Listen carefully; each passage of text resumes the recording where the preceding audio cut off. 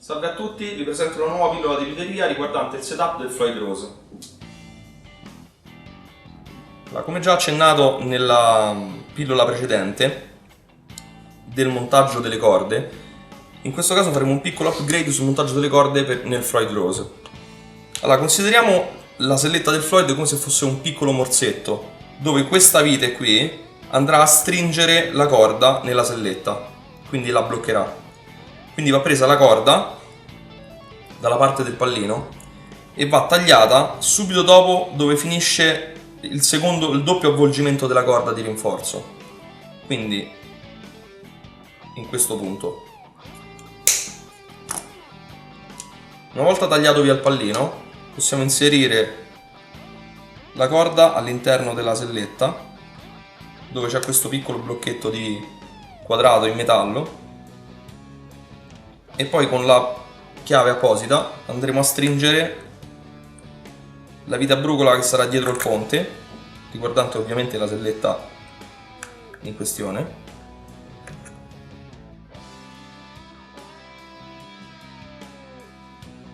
Ok, una volta ancorata la corda nella selletta, possiamo accordarla, ovviamente sempre accordarla in questo modo, quindi con la chitarra nella posizione con cui si suona.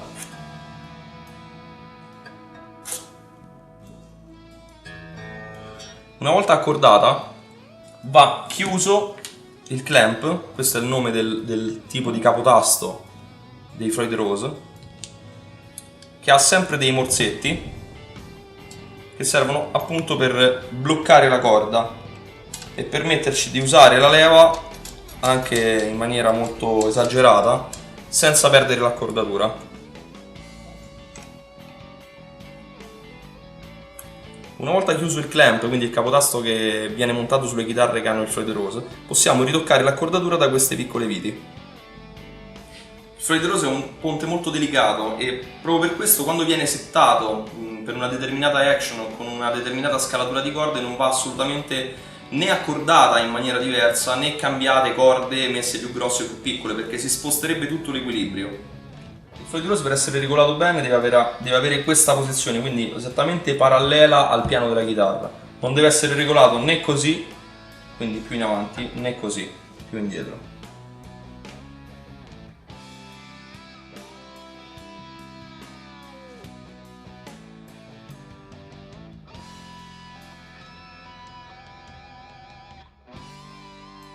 Per regolare le action sulle chitarre che hanno un Floyd Rose, quindi l'altezza delle corde, si usano questi due perni. È molto importante che non vengano ruotati, quindi regolati con la tensione delle corde, ma vanno praticamente allentate le corde, regolati e poi riaccordata per verificare se l'action è buona. Questo perché la base del Floyd Rose è fatta praticamente a lama, e immaginiamo che questa sia la base del Floyd e questo sia il nostro perno visto tutto in sezione.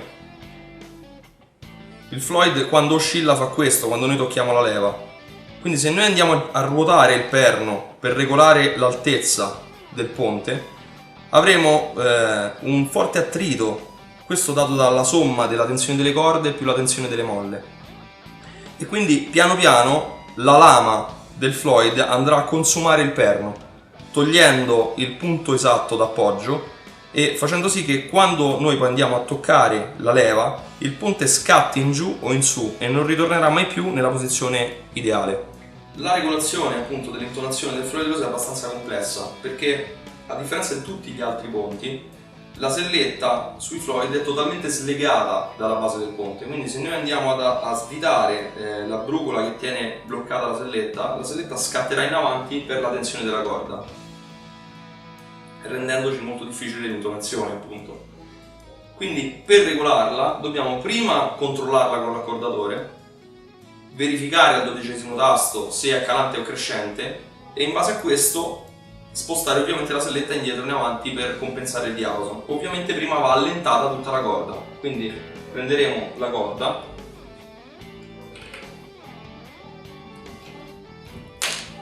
in questo caso il Mi basso, la allenteremo totalmente, allentarla proprio così, e poi con la brugola dedicata